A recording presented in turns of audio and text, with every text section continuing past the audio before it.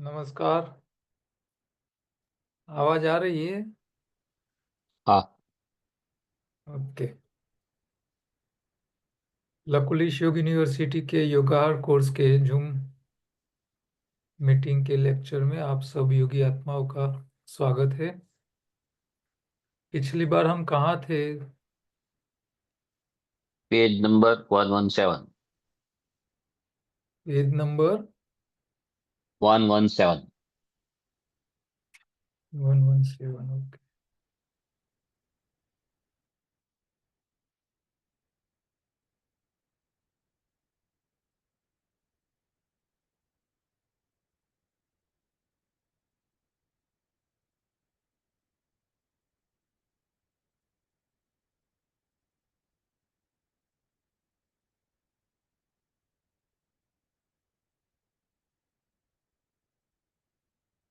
अच्छा, हमने पिछली बार ये देखा था।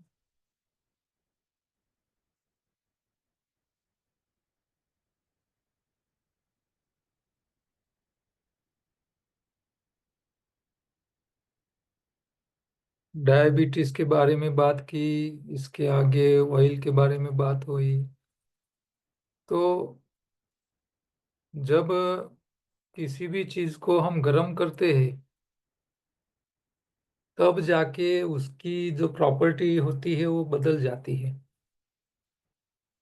और ये सबको पता है कि भी कोई भी चीज को बार बार आप गर्म करते हो तो उसका एटॉमिक स्ट्रक्चर बदलने लगता है। एक प्लास्टिक को भी आप बार बार गर्म करोगे तो वो सिर्फ फिर बाद में ब्रिटल बन जाता है। टूटने लग जाता है।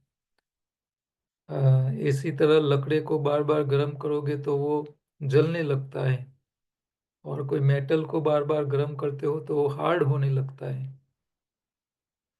तो हर चीज गर्म होने से उसके एटॉमिक स्ट्रक्चर में परिवर्तन होना शुरू हो जाता है। तो भोजन में भी ऐसा ही है। हर एक चीज को जब आप उसको उबालते हो, गर्म करते हो, तो इसके एटॉमिक स्ट्रक्चर में काफी चेंज हो जाता है, नेचुरल नहीं रहता है वो। तो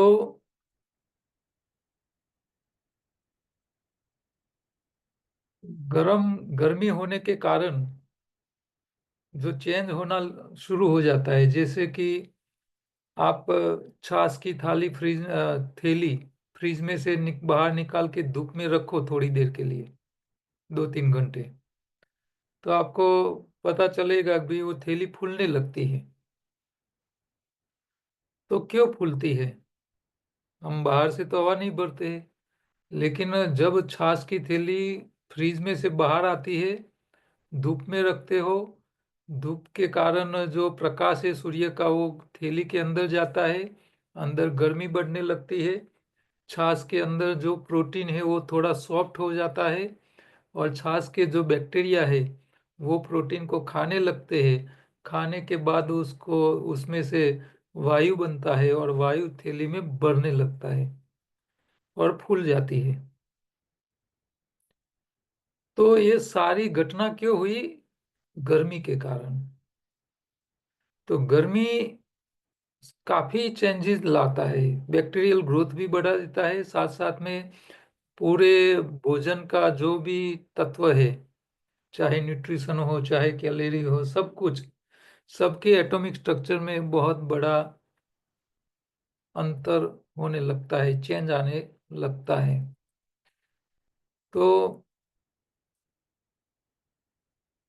और ये जो अं- भोजन गर्म होने के कारण जो समस्याएं आती है, उसका एक सिंपल सा एग्जाम्पल मैं आपको देना चाहूँगा। ये चित्र आपको दिखाई दे रहा है। गांव में गाय भैंस पालने वाली बहनें गोबर को इकट्ठा करती है। अच्छा, ये गोबर इकट्ठा करती है तो क्या हाथ में ग्लोव्स पहनती है? खुले हाथ गोबर इकट्ठा करती है, तगारा भरती है, माथे पे रख के खड्डे में डालने जाती है। अच्छा, ये बहन को ऐसा बोलो भी ये गाय भैंस का गोबर रहने दे, छोड़। ये रोड पे झोपड़पट्टी वाले जो लोग रहते हैं उन लोगों की पोटी इकट्ठा करनी है, करेगी क्या? नहीं करेगी। अच्छा, वो पराये लोगों की तो नहीं करेगी, ये उनके कुटुंब वालों की या उनकी खुद की? अपने कुटुंब वालों की खुद की भी पोटी देखने के लिए राजी नहीं है। गाय का गोबर हाथ में पकड़ के तगाड़ा भरने के लिए राजी है। क्यों ऐसा? अच्छा, गांव में रहने वाली गाय भैंस जो होती है उसका गोबर ऐसे आकार वाला होता है, हाथ में पकड़ने लायक होता है, गंदा नहीं होता है। शहर में घूमने वाली गायों का गोबर देखा आपने? आकार ही नहीं होता है, रबड़ी होती है, बास मारता है, गंदा होता है। क्यों ऐसा? बस जिसको ये पता चल जाए ना, वो गंगा नहाया। शहर वाली गाय का गोबर और गांव में रहने वाली गाय के गोबर में जो क्वालिटी में अंतर है, वो क्यों अंतर है वो समझना जरूरी है। गांव वाली गाय क्या खाती है? सूखा या हरा घास खाती है, कच्चा खाती है, बिना पकाया खाती है। इसीलिए गांव के गाय का गोबर हाथ में पकड़ने लायक होता है, गंदा नहीं होता है।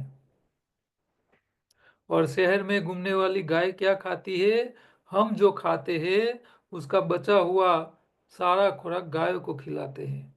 आपने दाल चावल खाया, खाते हुए बच गया तो गाय को खिलाया। आपने रोटी सब्जी खाई, खाते बच गई तो गाय को खिलाई। अब शहर में रहने वाली गायों का गोबर और मनुष्य के गोबर में अंतर क्या है? बस एक गंदगी ही सारी बीमारी की जड़ है। दिक्कत यहाँ है, हम पकाया खाते हैं। गाय को, शहर की गाय को भी हम पकाया भोजन खिलाते हैं, इसीलिए उसका गोबर आकार वाला नहीं होता है, गंदा रबड़ी पानी वाला। और गांव वाली गाय ऐसा नहीं खाती है, वो तो सूखा या तो हरा घास खाती है, वो पकाया भोजन नहीं खाती है, इसीलिए उसका गोबर हाथ में पकड़ने लायक है। हमारा तो मल गंदा, हमारा पसीना गंदा, हमारा यूरिन गंदा। हम हर रोज सुबह में स्नान करते हैं साबु घिस घिस के, लेकिन फिर भी बीमार और बीमार। एक गाय भैंस बंदर को क्या रोज स्नान करना पड़ता है? वो स्नान बारिश में करते हैं, पूरे साल में एक बार बारिश के समय में स्नान करते हैं, बाकी के समय में नहीं नहाते हैं। तो उन लोगों को नहीं जुकाम होता, नहीं बुखार आता, नहीं डायबिटीज होती, नहीं बीपी होती, नहीं घुटन घिस जाते, नहीं हार्ट अटैक आता, नहीं एसिडिटी हो जाती है। मनुष्य हर रोज साबु घिस घिस के मर जाता है, फिर भी दूसरे दिन वैसे के वैसा गंदा हो जाता है। तो ये गंदगी क्यों आती है? क्योंकि हम तीनों टाइम पकाया भोजन खाते हैं। पकवान कहते हैं उसको। तीनों टाइम पकवान खाओगे तो शरीर में बीमारी आएगी आएगी आएगी आएगी। शरीर गंदा ही रहने वाला है। तो पकाया भोजन नॉर्मल व्यक्ति को एक बार ही खाना चाहिए, इससे ज्यादा नहीं खाना चाहिए। और खाओगे तो फंसोगे, पक्का है। तो पकाए भोजन के साइड इफेक्ट है। और पकाए भोजन में सबसे ज्यादा जो खराब भोजन है वो है नमक और तेल, जो शरीर में जाके डिपोजिट होने लगता है, शरीर को खर्च नहीं कर पाता है, शरीर के हर ऑर्गन में जमा होने लगता है। तो तेल और नमक दोनों को तोड़ के निकालना है। तो दोनों को तोड़े ऐसा भोजन चाहिए। तो ये हमने एक हृदय अमृत टॉनिक बनाया है। उसमें लहसुन होता है, अदरक होता है, नींबू होता है, एप्पल साइडर विनेगर होता है, और शहद होता है। ये पांचों चीज को इकट्ठा करके उसका टॉनिक बनाया हुआ है। तो आप जो चर्बी और जो नमक गरम करके खाते हैं, वो शरीर के सारे टिश्यू, सारे ऑर्गेन के अंदर जाके जमने लगता है। उसको तोड़ने का काम ये खास करके हृदय के ब्लॉकेज को भी निकालने का काम करता है, और वायु प्रकृति, कफ प्रकृति को भी कंट्रोल करता है। तो लीवर से लेके पेंक्रियास से लेके हृदय के ब्लॉकेज से लेके शरीर की सब जगह सफाई का काम ये सिंपल सा टॉनिक कर सकता है। आप इसका भी प्रयोग कर सकते हो, या तो भोजन में आप इसी तरह इसी चीज खाओ जिसके कारण वो जमा हुआ कचरा निकल निकल जाए, शरीर में रहे ही नहीं। तो तीनों टाइम पकाया खाने से या तो कफ पित्त वायु कोई ना कोई चीज बढ़ती है।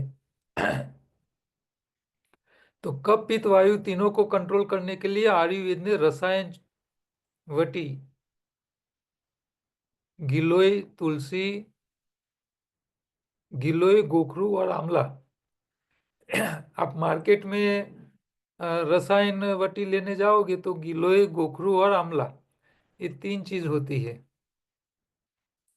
हमने इसमें तुलसी और अश्वगंधा ये एक्स्ट्रा करवा के उसकी टैबलेट बनवाई है रसायन वटी की। तो ये कफ पित्त और वायु के कारण जो समस्याएं शरीर में होती है उसको कंट्रोल करता है। और ये जो हृदय अमृत टॉनिक है वो आपके शरीर में चर्बी, तेल यानी ऑयल गर्म होके जाता है, और जो नमक गर्म होके जाता है उसके कारण जो जमावट होती है उसको तोड़ने का काम करते हैं। तो ये इसका भी आप प्रयोग करके शरीर की शरीर को डिटॉक्स कर सकते हो, क्योंकि अल्टीमेट तो शरीर में इकट्ठा हुआ कचरा है, वही सारी समस्या की जड़ है। कचरा क्यों बनता है? ओवर ईटिंग करते हैं। ओवर ईटिंग क्यों होता है? बिना चबाए खाते हैं। कुदरत तो कहती है जितना भोजन पेट में जाए उतनी सलाइवा जानी चाहिए, लेकिन हम इतनी नहीं बेचते हैं। इसके कारण शरीर के हर जगह कचरा इकट्ठा होने लगता है, और जो भोजन आप खाते हो शरीर उसको इस्तेमाल नहीं कर पाता है।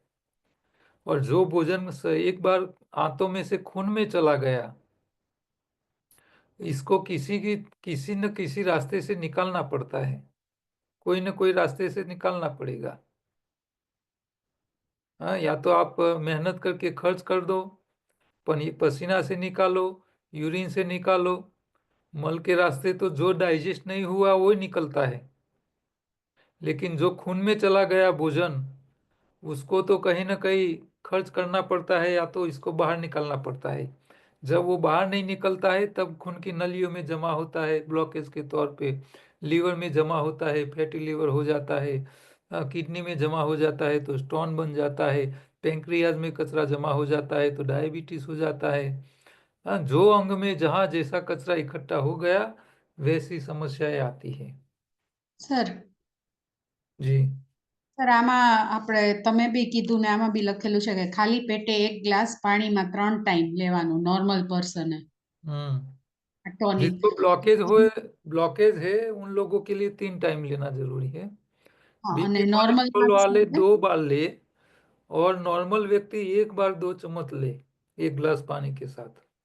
એક વાર અને 2 ચમચી हाँ, एक અને गिलास के साथ दो 2 चम्मच। જમ્યા પહેલા ને। हाँ, खाली पेट लेना है। ઓકે। इससे क्या है, खून में पहुंच जाएगा। भोजन के ऊपर लोगे तो नहीं हाँ, इसमें अदरक है, लहसुन है, अदरक है, नींबू है, एप्पल साइडर विनेगर है, और સર આ ગરમ शहद નહીં है। પડે ને? क्या? ગરમ તો ના પડે ને? हाँ, गर्म पड़ता है, पड़ेगा ना। तो લેડીઝ ને। जिन लोगों को एसिडिटी की प्रॉब्लम है હા। वो लोग एक की जगह 2 गिलास पानी ले और 2 चम्मच डाले, ઓકે। तो इससे थोड़ा डाइल्यूट होके जाएगा तो इतनी गर्म नहीं पड़ेगी। और इतना ये करने के बाद भी जो गर्म पड़ता हो तो भोजन के હમ बाद लेने का, भोजन के ऊपर लेने का। સાકર કે એવું કઈ નાખી શકાય આમાં સર? नहीं, इसमें शहद तो 50% शहद आता है, 50% शहद आता ही है, फिर भी वो गर्म रहता है क्योंकि अदरक लहसुन ये दोनों तो सबसे तेज है और उसका प्योर रस होता है, इसमें पानी का एक भी बूंद नहीं होता है। इसीलिए घर पे भी बना सकते हो।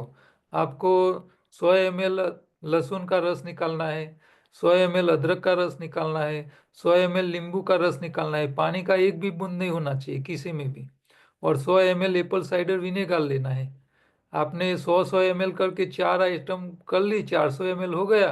अब चारों के सामने 400 ml शहद ऐड करना है, तो 800 ml हो जाएगा।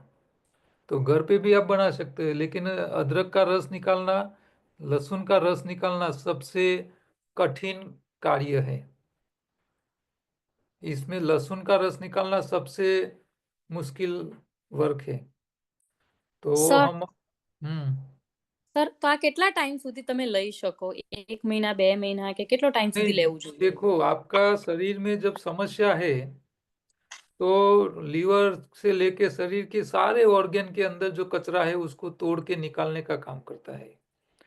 तो 2 3 महीने, 4 महीने, 6 महीने तक ले सकते हो। अच्छा, एक बार आप लेके कचरा तो निकाल रहे हो, लेकिन आप सामने भोजन ऐसा नहीं कर रहे हो जिसके कारण नया कचरा बने, तो सफाई एक बार हो गई, फिर नई बार दोबारा सफाई करने की आवश्यकता नहीं रहेगी। लेकिन जो लोग नमक को गर्म करके खाते हैं, तेल को गर्म करके खाते हैं, वो अब खाना चालू ही रहता है, तो एक साइड आप सफाई कर रहे हो, दूसरी साइड डिपॉजिट होना चालू ही है, तो फिर वो लंबे समय तक लेते रहना पड़ेगा, क्योंकि आप बिगाड़ रहे हो तो सफाई भी करनी पड़ेगी। आप नया बिगाड़ना बंद कर लेते हो तो पुराना साफ साफ हो जाए, फिर नया लेने की जरूरत नहीं है। सफाई हो जाए, नया नया कचरा इकट्ठा ही नहीं होए तो निकालने के लिए लेने की जरूरत पड़ेगी नहीं आपको। लेकिन आप भोजन बदलते नहीं है, पकाया खाते रहते हो। हाँ, इसमें खास करके तेल और नमक, ये दो चीज तो ये दुनिया के सबसे ज्यादा, मैं खराब में खराब भोजन ये दोनों को बोलता हूँ, गरम किया हुआ नमक और गरम किया हुआ तेल, ये सबसे ज्यादा नुकसान करता है और सबसे ज्यादा लीवर को ही डैमेज करता है। लीवर क्लिंजिंग के ऊपर हमारी बात हो गई है ना, हाँ हो तो ये लीवर क्लिंजिंग एक अद्भुत चीज है। जो लोग डाइट नहीं चेंज कर रहे हैं उन लोगों के लिए अद्भुत है, और लीवर क्लिंजिंग नहीं कर सकते हैं ये लोग ये हृदय अमृत टॉनिक भी रेगुलर ले सकते हैं। हाँ, गर्म नहीं पड़ना चाहिए, वो ध्यान रखें। सर हम्म ये ऐसे भी सुना है ना कि मतलब 1 या 2 कली लहसुन सुबह अगर खा लेते हैं तो वो भी क्लिंजिंग करता है, नहीं हार्ट के लिए अच्छा होता नहीं है। नहीं नहीं, यहाँ देखो क्या हो, अभी ये हृदय अमृत टॉनिक है, एक्चुअली वो हृदय अमृत नहीं है, ये पूरे बॉडी के लिए अमृत है। इसमें क्या है, जैसे लीवर क्लिंजिंग में हमने क्या देखा कि भाई जो चीज का कचरा है उसको पिघालना है। तेल का कचरा है, तेल से पिघलेगा। नमक का कचरा है, वो एसिड से पिघलेगा।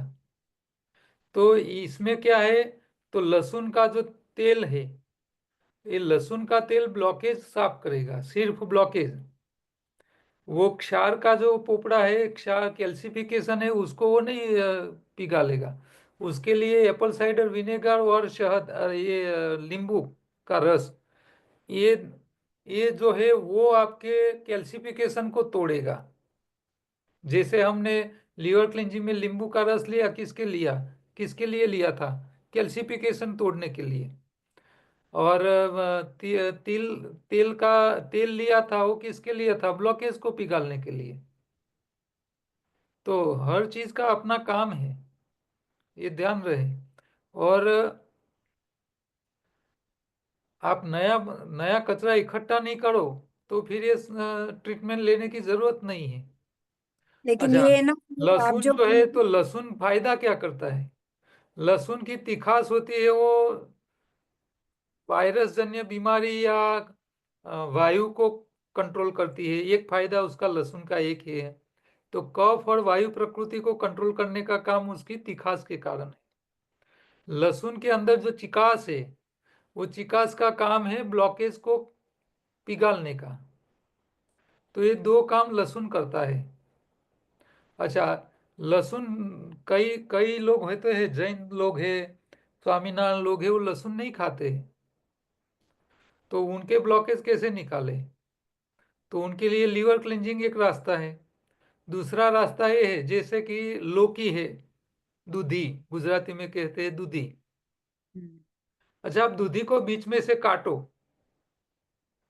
तो इसकी किनारी जो है धार, वहां आपको चिकना प्रवाही निकलेगा, हाँ ब्राउन कलर का। हाँ। तो ये जो ब्राउन कलर का चिकना प्रवाही है, वो ब्लॉकेज कम करने का काम करता है। तो वो लेकिन तो हम साफ कर देते हैं, धो देते हैं उसको। यही लौकी को आप जब पकाते हो, तो ये जो जो जो किनारी के ऊपर जो चिकास निकल रही है, वो जब गर्म होती है और फिर आप खाओगे, तो वही चिकास ब्लॉकेज बढ़ाएगा। समझ में आया? जैसे हम मूंगफली के दाने को रोस्ट करते हैं, सेकते हैं, तो वो मूंगफली के दाना जो गर्म हो गया तेल, वो ब्लॉकेज बढ़ाता है, एसिडिटी बढ़ाता है, कोलेस्ट्रॉल बढ़ाता है। लेकिन वही मूंगफली पानी में रख के फिर खाते हैं कच्ची, तो वो ब्लॉकेज कम करता है, एसिडिटी कम करता है। तो जहां जहां चर्बी युक्त पदार्थ है, वो कभी गर्म करके नहीं खाने चाहिए। तेलीय पदार्थ वो गर्म करोगे तो गए। नमक को भी गर्म किया तो कैल्सिफिकेशन होगा, नमक भी ऊपर से डाल के खाओ, गर्म करके नहीं प्रेशर खाना। वाले को तो ऊपर से डाल के खाने का ही मना करते हैं ना, प्रेशर में तो। नहीं, ये लोग ऊपर से डाल के खाने के लिए इसीलिए कर रहे हैं कि भाई आपने भोजन बनाने के टाइम नमक डाल के रखा है, और खाने के टाइम ऊपर से दोबारा और मत डालो, यानी डबल डोज मत करो। उनका मतलब ये है। लेकिन हमको रसोई में डालना ही नहीं है, फिर खाने के टाइम डालना है। गर्म होगा नहीं नमक, तो कैल्सिफिकेशन होगा नहीं। जैसे आप दरिया किनारे जाते हो, तो वहां आप चौपाटी पे क्या कोई क्षार के पोपड़े दिखते हैं क्या? और दरिया का जो समुद्र का पानी तो कितना खारा है। तो हम्म उसके किनारे रेती में भी आपको क्षार दिखना चाहिए, हम्म। लेकिन वो नहीं दिखता। क्यों? क्योंकि वो जो दरिया का जो पानी है समुद्र का, वो क्षार गर्म नहीं होता है, इसीलिए वो कैल्सिफिकेशन में कन्वर्ट नहीं होता। आप वही पानी को उबालो, तो जो बर्तन में उबालोगे वहीं चिपक जाएगी, कैल्सिफिकेशन हो जाएगा। तो ये छोटी सी बात को समझना है। लोग ये छोटी बात में ही फंसते हैं और सलाइवा का प्रयोग नहीं करते। तेल भी भले आपने मान लो कच्ची घानी का तेल का तड़का लगाया, लेकिन उसके अंदर जब सलाइवा भरती है, तो जो तेल खराब हुआ है उसको भी और थोड़ा सही कर लेता है, नुकसानी से बचाता है। लेकिन जितना भोजन पेट में जाए उतनी सलाइवा साथ में जानी चाहिए। क्या इतनी भेजते हो हम? कोई नहीं भेज रहा है। आप तेल मुंह में रखो और थोड़ी देर कुल्ले करो, फिर तेल वापस बाहर निकालो, देखो वो तेल नहीं रहेगा, लिक्विड हो जाएगा। आपकी सलाइवा और तेल दोनों मिक्स हो गए होंगे। तो ये गर्म हुआ तेल सलाइवा के साथ जब पेट में जाता है, तो उसकी नुकसानी कम हो जाती है। इसीलिए मैं कहता हूं कि जो चबा के खाने की आदत वाले होंगे, मिनिमम 32 बार हर बाइट को चबाएंगे, उन लोगों के लिए समस्याएं बहुत कम होने वाली है। लेकिन जो खाने में जल्दबाजी करते हैं, वही फंसते हैं। और ये दोनों गलत चीजें, रिफाइंड तेल का तो उपयोग कच्चा भी नहीं करना चाहिए, क्योंकि रिफाइंड ऑलरेडी 2 बार 300 डिग्री बॉईल हो चुका है आपके घर आने से पहले। वो तो आप गटर में डाल दो ना, तो गटर में कॉकरोच रहते हैं, वंदा। ये कॉकरोच तेल खा जाएंगे तो उनको भी अटैक आ जाएगा, इतना खराब हो हो चुका होता है आपके घर आने से पहले। तो हमारे देश में नहीं, पूरी दुनिया में 2 टेक्नोलॉजी ने हेल्थ के सेक्टर में जबरदस्त नुकसानी की है। वो है एक रिफाइंड टेक्नोलॉजी और दूसरा है ये पेस्चुराइज टेक्नोलॉजी, जो मिल्क को गर्म कर करके लोगों को पहुंचाते हैं। दूध को भी गर्म नहीं करना चाहिए, दूध गर्म किया कोई मतलब का नहीं रहता है। आंचल में से पेट में डायरेक्ट जाना चाहिए, उसको तो हवा में भी खुला नहीं कर सकते आप दूध को तो। और करना है तो फिर उसका दही बनाना पड़ेगा आपको। दही बना के खाओ, प्रोबायोटिक बैक्टीरिया के साथ खाओ, नुकसान नहीं है। ठीक है। ये तो तेल नमक 2 चीज हमारे शरीर के हर ऑर्गन को डैमेज करती है, इससे बचो। और जो हो चुका है उसको तोड़ने का काम ये दोनों चीज करेंगे। खट्टे खाओ और नेचुरल ऑयल खाओ, तो उसका कचरा पिघाल देगा। ये 2 चीज से आप बॉडी डिटॉक्स कर सकते हो। अब आगे का चैप्टर है पेस्टिसाइड, कीटनाशक, जंतुनाशक दवाएं। किसी को कोई क्वेश्चन है अगले 29 नंबर के चैप्टर में?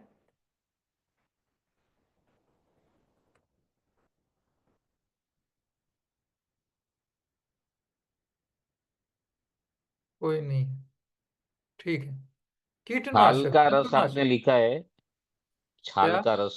तो कौन सी छाल का रस है वो? 29 में कुछ लिखा है ना, कोलेस्ट्रॉल कम करने के लिए छाल का रस। हाँ, ये छाल वाला दूध।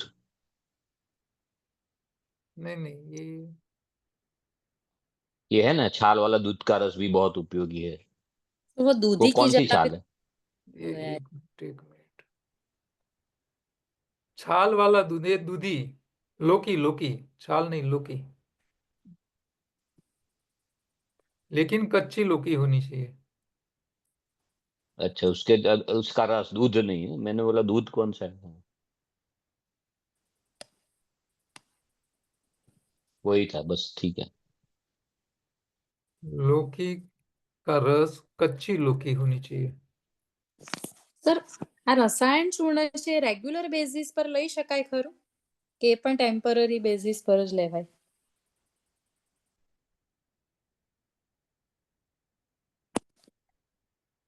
एक मिनट।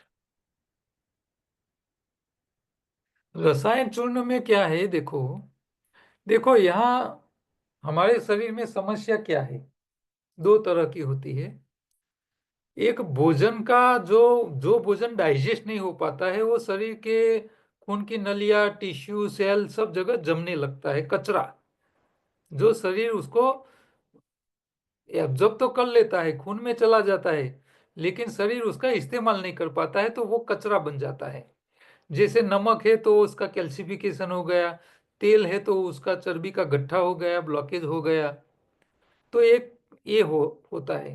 दूसरा क्या होता है, जैसे प्रोटीन युक्त खुराक है, वो गर्म होके जाएगा तो बैक्टीरिया उसको खाएंगे, उसका यूरिक एसिड बनाएगा, वायु प्रकृति बनेगा।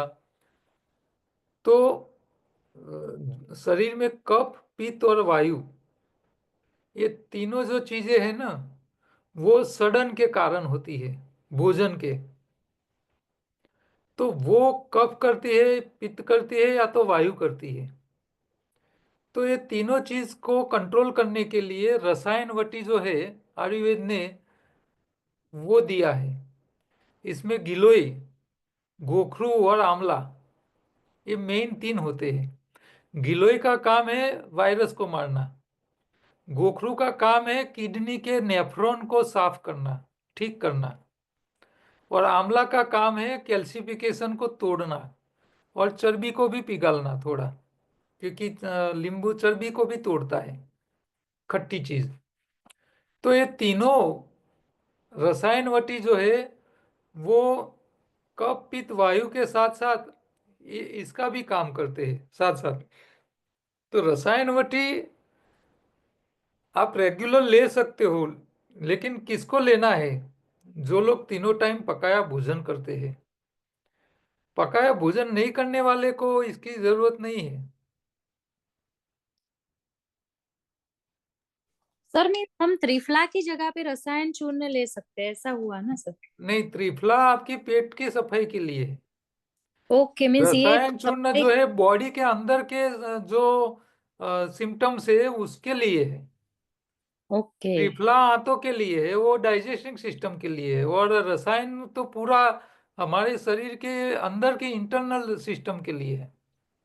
सर कितनी लेनी चाहिए टैबलेट रसायन वटी की? रसायन वटी के 1 या 2 टैबलेट आप हर रोज ले सकते हो, जो तीनों टाइम पकाया भोजन खाते हो तो। वो एम्प्टी स्टमक की हाँ, एम्प्टी स्टमक लो तो अच्छा रहेगा। 1 या 2 ऐसा? बॉडी के हिसाब से, आपको ज्यादा बीमारियां रहती है, बार बार बुखार जुकाम रहता है, एनर्जी लेवल नहीं है, वायु का प्रकोप बढ़ जाता है, पित्त का हो जाता है, कई बार कफ का हो जाता है, कई लोगों को मिक्स प्रकृति परमानेंट रहती है, तो वो लोग 2-2 लेते रहे। जिसको कभी कभी होता हो 1-1 लेता रहे। સર ભૂખ્યા પેટે કે हाँ, देखो, कोई भी औषधि खाली पेट जितनी इफेक्ट करती है इतनी भोजन के ऊपर कभी नहीं इफेक्ट करती। ઓકે हाँ, ध्यान ये रहे कि खाली में, जैसे हृदय अमृत टॉनिक है, वो आप 2-2 चम्मच तीनों टाइम खाली पेट लोगे, और भोजन में आप पित्त बढ़ाने वाली या एसिड बढ़ाने वाले या तीखे पदार्थ खाते रहोगे, तो फिर पित्त एसिडिटी बढ़ने के चांसेस बढ़ जाएंगे, तो वो उसकी साइड इफेक्ट होने लगती है। तो इसके सामने उसको कंट्रोल करने के लिए आपको पित्त न बढ़ाए ऐसे भोजन खाते रहने चाहिए। जैसे अल्कलाइन भोजन है, रॉ फूड है, वो आप खाते रहो तो इसकी साइड इफेक्ट आएगी नहीं। तो जो चीज किसी की भी कोई भी चीज हो जिसकी इफेक्ट होती है उसकी साइड इफेक्ट होती है। आपको ऐसी कोई चीज मिलेगी नहीं जिसकी इफेक्ट होती हो और उसकी साइड इफेक्ट ना हो। दुनिया की कोई चीज नहीं है। हर चीज में, दवाई की बात छोड़ो, किसी का स्वभाव अच्छा है तो उसका नुकसान ही भी है, क्योंकि उस अच्छे स्वभाव वाले को लोग उल्लू भी बना देते हैं। अच्छा, बदमाश होगा तो उसके फायदे भी है और नुकसान भी है। हर एक चीज के लाभ गैर लाभ होते हैं।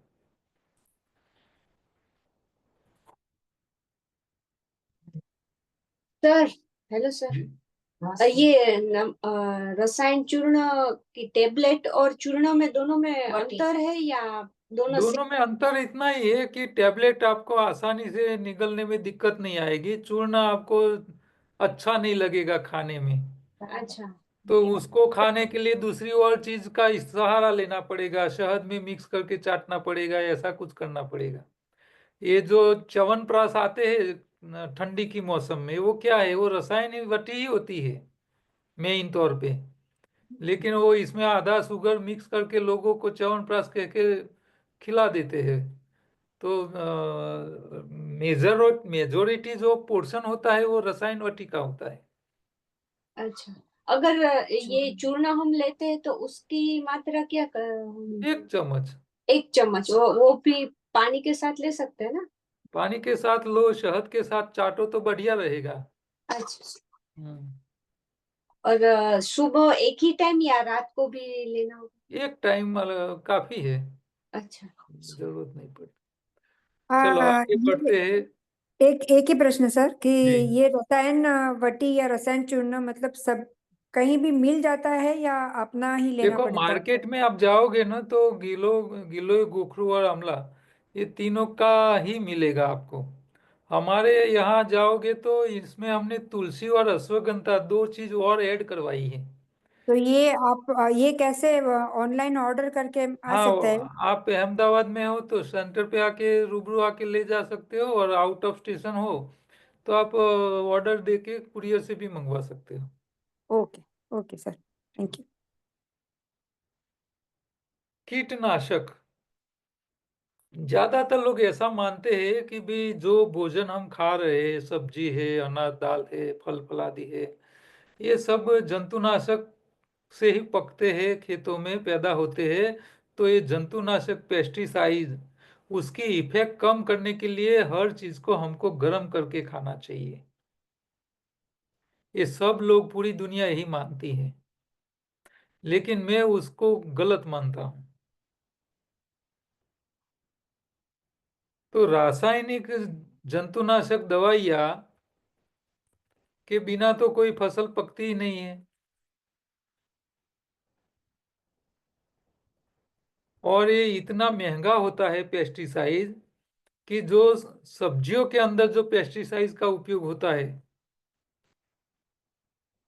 ये जो सब्जी जो होती है, इसमें सबसे ज्यादा कौन सी सब्जियों में होता है पता है आपको?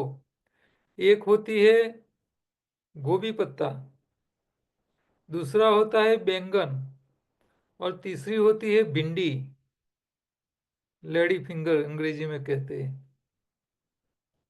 ये तीन सब्जी ऐसी है, इसमें दुनिया भर की दवाई छांटी जाती है, और इतनी महंगी होती है कि 1 लीटर के 15,000 से लेके 20,000 रुपया लीटर होती है दवाइयाँ।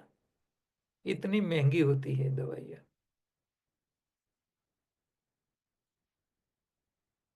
तो ये दवाइयाँ इतनी नुकसानकारक है, और उसकी जो नुकसान की जो इफेक्ट है, वो हर दवाई की बोतल के ऊपर इतने छोटे अक्षरों से लिखी जाती है कि कोई पढ़ नहीं सकता। और जो किसान है वो तो बेचारा पढ़ा नहीं है, इसीलिए तो किसान बना है। उनको पता ही नहीं होता है कि ये दवाई कितने डोज देने चाहिए, कब देने चाहिए। जो खेत में दवाई छांटी है, उसका जो फल है, सब्जी है, उसको कितने दिन के बाद मार्केट में बेचना चाहिए, किसी भी प्रकार की उसको पता नहीं होता है। कोई बात का ख्याल ही नहीं होता है उन लोगों को। और वो लोग आज ही खेत में दवाई छांटी है, दूसरे दिन वही सब्जी बाजार में वो लोग बेच देते हैं। खेडूत को खुद को पता नहीं है कि भी ये दवाई कितनी नुकसानकारक है। और यही दवाई की साइड इफेक्ट से बचने के लिए हम वही दवाई को गर्म करके खाते हैं, पका के खाते हैं भोजन को। तो ये मान्यता जो हमारी है कि भी पेस्टिसाइड गर्म होने से उसकी साइड इफेक्ट से बच जाते हैं, ये हर गलत है। उसका मैं आपको एक एग्जांपल देना चाहूंगा। पंजाब स्टेट है हमारे इंडिया में, पंजाब का राज्य है, वहां भारत में सबसे ज्यादा कैंसर के पेशेंट हैं। और इतने ज्यादा पेशेंट हो चुके हैं वहां कि पंजाब के बठिंडा सिटी से राजस्थान बीकानेर आने वाली ट्रेन का नाम बठिंडा बीकानेर एक्सप्रेस ट्रेन नाम सरकार का है, लेकिन पब्लिक ने वही ट्रेन का नाम कैंसर ट्रेन रखा है। एक कैंसर ट्रेन। तो ये हालत इतनी क्यों खराब है? तो इसके पीछे वजह यह है कि पूरे देखो, यहाँ भारत का नक्शा आपको दिखाई दे रहा है। तो भारत के नक्शे में पंजाब का जो हिस्सा है वो 6% जमीन है हमारे देश की। 6%, 6%। और ये पंजाब के जो खेडूत थे, वो पूरे इंडिया में जितनी पेस्टिसाइड्स छांटी जाती है खेतों में, उसकी 20% से ज्यादा वो अपने खेतों में डालते हैं। 6% जमीन वाले 20% पेस्टिसाइड्स अपने खेतों में डालते हैं। तो 3 से 4 गुना हो गई पेस्टिसाइड एवरेज इंडिया के हिसाब से। इतनी जंतुनाशक वो अपने खेतों में डालते हैं। तो सबसे ज्यादा कैंसर के पेशेंट मरीज पंजाब में होने के कारण के पीछे ये वजह है कि 3 गुना से लेके 4 गुना पेस्टिसाइड अपने खेतों में डालते हैं। इसके कारण पंजाब के लोगों में सबसे ज्यादा कैंसर है भारत में एवरेज के हिसाब से। लेकिन यहाँ दूसरी बात ये समझने की है कि यही खेतों में जहां इतनी दवाई छांटी जाती है, वही खेत में पैदा होने वाला घास खाने वाले वही पंजाब के गाय भैंसों को कैंसर नहीं होता है। तो इसका क्या कारण है, वो समझना बहुत जरूरी है। तो इसके पीछे मैं एक ही कारण मानता हूं कि मनुष्य क्या करता है कि वो खेतों का जो भी खुराक खाता है वो पका के खा रहा है, और गाय भैंस जो घास खा रही है वो बिना पकाए खाती है, वही जहर वाला। गाय भैंस को कैंसर नहीं हो रहा है, मनुष्य को हो रहा है। तो इसके पीछे कारण एक ही है कि जब भी कोई पेस्टिसाइड आप गर्म करते हो तो वो ज्यादा ताकत वाला बन जाता है, और इसके कारण वो कैंसर करने के लिए एक्टिव हो जाता है।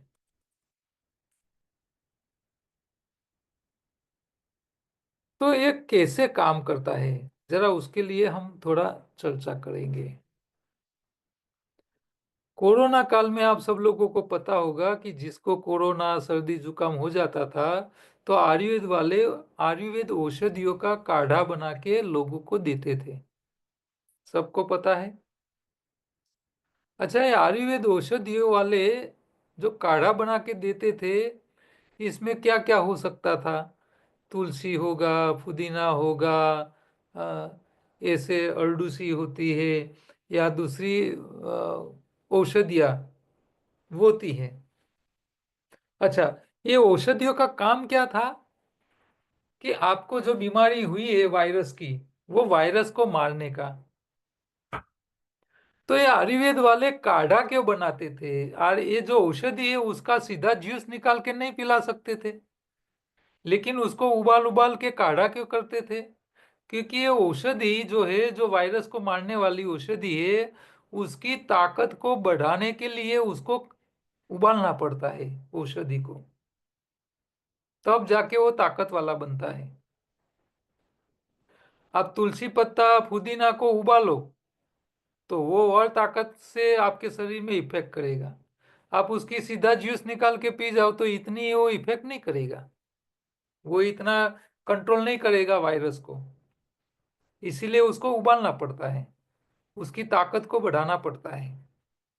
तो ये जो काढ़ा है वो है तो जंतुनाशक ही, शरीर के अंदर घुसे हुए वायरस को मारने के लिए वो इस्तेमाल होता है। तो वो जंतुनाशक ही है, नेचुरल, हमारे शरीर के लिए उपयोगी जंतुनाशक है। इसी तरह खेतों में जो कीटाणु आते हैं उसको मारने के लिए भी जंतुनाशक हम डालते हैं। तो ये जो जंतुनाशक खेतों में डाल रहे हो, वो जंतुनाशक आपके खुराक में आता है। अब खुराक के साथ जब उबलता है, गर्म होता है, तो और ज्यादा ताकत वाला नहीं बनेगा क्या? छोटी सी बात है, सिंपल सा लॉजिक है।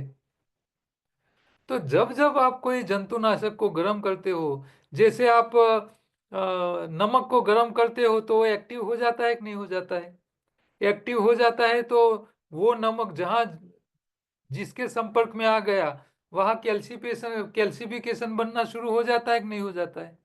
हो जाता है। तो ये जो पेस्टिसाइड होता है वो जब गर्म होता है तो वो एक्टिव हो जाता है, शरीर में जाता है, और जो भी टिश्यू, जो भी सेल के साथ वो संपर्क में आता है उसके साथ वो चिपक जाता है। जैसे कि नमक गर्म होने के बाद वो जहां जगह मिली वहां चिपक जाता है, इसी तरह। तो एक कैंसर के लिए पेस्टिसाइड जो जिम्मेदार है वो कैसा? गर्म किया हुआ पेस्टिसाइड। ये पेस्टिसाइड को हम हरामी आदमी कहते हैं। आपकी सोसाइटी के नाके पे कोई हरामी आदमी रहता हो एक तो क्वेश्चन है सर। आप आते जाते क्या गर्म करोगे उसको? कोई नहीं करेगा ना। कोई भी व्यक्ति को आप गर्म करते हो तो वो क्या करता है? वो गुस्सा हो जाता है, नुकसान करता है। तो पेस्टिसाइड भी जब गर्म होता है तो वो गुस्सा होता है, नुकसान करता है। हाँ, तो ये पंजाब का जो एग्जाम्पल है, गाय भैंसों को कैंसर नहीं होता है, मनुष्य को होता है। इसके पीछे एक ही कारण है, पेस्टिसाइड गर्म करके खाते हैं। तो पेस्टिसाइड से बचने का रास्ता क्या? तो प्राकृतिक खेती वाले प्रोडक्ट लाओ, दवाई वाला लाओ ही नहीं। अब सरकार प्राकृतिक खेती के लिए बहुत प्रमोशन करती है, बहुत पैसा खर्च कर रही है, लोगों खेडूतों को जागरूक कर रही है कि भाई आप दवाई, बिना दवाई की खेती करो। अच्छा, मान लो आपको वो भी नहीं मिल रहा है, तो दूसरा रास्ता एक ही कि भाई आप जो पेस्टिसाइड खा रहे हो वो आपको कम से कम नुकसान नहीं करे, इसी तरह खाओ। तो उसको उबाल के मत खाओ, गर्म करके मत खाओ। वो जैसा है वैसा खाओ, वैसा का वैसा शरीर में से निकल जाएगा। उसको आप गर्म करके एक्टिव करोगे तो शरीर में जहां जाएगा वो वहां वो ज्वाइंट हो जाएगा, फिर कैंसर के जोखिम बढ़ जाएंगे। तो ये पेस्टिसाइड कीटनाशक को जो सब्जी या फल के ऊपर जो छिटकाया हुआ उसको कम करने के लिए सबसे आसान रास्ता है कि नमक वाले पानी में आप उसको डुबो के रखो। आप एप्पल साइडर विनेगर वाले पानी के अंदर उसके डुबो के रखो। इसके जो जिसके ऊपर आपको ऐसा लगता है कि इसके ऊपर ज्यादा पेस्टिसाइड डाली जाती है तो उसके छिलके निकाल दो। छिलके निकालने से ऊपर ऊपर की जो भी है वो सारा निकल जाएगा, अंदर अंदर का माल खाओ। अच्छा, इसके अलावा दूसरा होता है एक ओजोनाइजर मशीन आता है। ओजोनाइजर मशीन एक ऐसा मशीन होता है, फिल्टर जैसा, हमारे पानी का जो फिल्टर होता है ऐसा। ये ओजोनाइजर क्या करती है, हवा में से ऑक्सीजन लेता है, उसको O2 में से O3 ओजोन बनाता है, और जो पानी में आप वो पाइप रखते हो ओजोनाइजर मशीन की, जो वायु निकालती है, वो पानी में ओजोन वायु डाइल्यूट करता है। अब ये ओजोन वाले पानी में आप कोई सब्जी फल डाल दोगे तो इस सब्जी फल के ऊपर जितने भी कीटनाशक है वो सारे के एटॉमिक स्ट्रक्चर को वो तोड़ देता है ओजोन वायु। ये ओजोन वायु ध्यान रहे कि आप जब ये पानी में डाइल्यूट करते हो तो उसका ओजोन वायु आपके श्वास के अंदर, आपके फेफड़ों में नहीं जाने चाहिए, नहीं तो आपके फेफड़ों के जो ऑक्सीजन ग्रहण करने वाली जो कोशिकाएं है उसको भी खत्म कर लेगा। ये ध्यान रहे। तो ओजोन वायु पेस्टिसाइड्स को भी तोड़ देता है, साथ में जो फल सब्जी के छिलके के ऊपर जो जम्स होते हैं छोटे छोटे, जो नरी आंख से हम देख नहीं पाते, वो सारे जम्स को भी मार लेता है। तो ओजोन वायु के पानी के अंदर ट्रीटमेंट दी हुई है सब्जी फल, आप उसको धो के फिर साफ वाटर से उसको साफ करो, फिर उसको फ्रिज में रखोगे ना, तो हफ्ते हफ्ते 10-10 दिन तक वो बिगड़ेगे नहीं। और ये बिना ट्रीटमेंट वाले सब्जी आप फ्रिज में रखो, तीसरे दिन से वो सड़ना शुरू हो जाते हैं, फ्रिज में रहती है फिर भी। तो ओजोनाइजर का उपयोग करके आप आपकी जितनी भी खाने पीने की चीजें हैं उसको आप सेव कर सकते हो, और इसका खर्चा इतना नहीं है मशीन का। ये पानी के फिल्टर से भी सस्ते होते हैं। 2000 से लेके 5000 तक के मशीन आते हैं घर के उपयोग के लिए, तो आप उसका उपयोग भी कर सकते हो। तो पेस्टिसाइड से बचो तो कैंसर से बच पाओगे। तो पेस्टिसाइड से बचने का रास्ता एक ही है, पेस्टिसाइड्स को गर्म करके मत खाओ बस, तो आपको कोई नुकसान नहीं होगा। तो 122 नंबर पेज आया, 31 नंबर का आया, डेयरी प्रोडक्ट के बारे में हम परसों बात करेंगे। ये पेज नंबर आप याद रखना परसों के लिए। अच्छा, पेस्टिसाइड्स के बारे में किसी को कोई क्वेश्चन है तो पूछ सकते हैं। सर जी सर ये गोभी पत्ता आपने बोला कि उसमें ज्यादा पेस्टिसाइड्स डालते हैं, बरोबर? हाँ तो फिर सर वो उसको गर्म नहीं करना है, आप ऐसा बोल रहे हो? मीन्स कच्ची हाँ, खाओ तो कोई प्रॉब्लम नहीं, भले पेस्टिसाइड। कच्ची देखो, जैसे हम नमक को कच्चा खाते हैं तो नुकसान नहीं करता है, इसी तरह पेस्टिसाइड्स को बिना गर्म किए खाओगे ना तो वो एक्टिव होगा ही नहीं, उसका जो एटॉमिक स्ट्रक्चर है वो सैचुरेटेड पोजीशन में, वो रिएक्शन नहीं करेगा। आप जब उबालते हो, गर्म करते हो तो एक्टिव हो जाता है, फिर कोई ना कोई टिश्यू सेल के साथ वो चिपक जाता है और फिर उसके एटम के कोश केंद्र तक चला गया पेस्टिसाइड, तो आपके कोश केंद्र के जो डीएनए आरएनए है उसके प्रोग्राम को डिफाइन कर लेता है, फिर वो कोश कैंसर में कन्वर्ट हो जाता है। तो वो ज्यादा समय आपके साथ चिपकना नहीं चाहिए, शरीर के अंदर टिश्यू के साथ, सेल के साथ वो चिपके, ऐसा उसको तैयार ही मत करो। वो नेचुरल पोजीशन में जैसा आया है वैसा ही निकल जाना चाहिए शरीर के बाहर। अच्छा, ये पेस्टिसाइड्स का जो कचरा है वो इतना माइक्रो होता है कि वो टिश्यू और सेल के अंदर घुस सकता है। तो ऐसे कचरे को तोड़ने के लिए कुदरत ने बेरी नाम के फल बनाए हैं, हिमालयन बेरी, सी बकथॉर्न कहते हैं उसको अंग्रेजी में। और जितने फल के पीछे बेरी शब्द लगा है वो सारे फल ये माइक्रो कचरे को, पेस्टिसाइड रूपी जैसे सूक्ष्म कचरे को तोड़ने का काम करते हैं। तो हमारे शरीर में जैसा जितना नेचुरल ऐसा माइक्रो कचरा जाता है जो टिश्यू और सेल के अंदर घुस सकता है, ऐसे कचरे को तोड़ने का काम बेरीज नाम के फल, ब्लूबेरी, रासबेरी, स्ट्रॉबेरी और ये हिमालयन बेरी, सबसे बढ़िया हिमालयन बेरी, उसका सर लिक्विड आता है, उसकी टेबलेट आती है, तो सर उसका भी प्रयोग कर सकते हैं हम।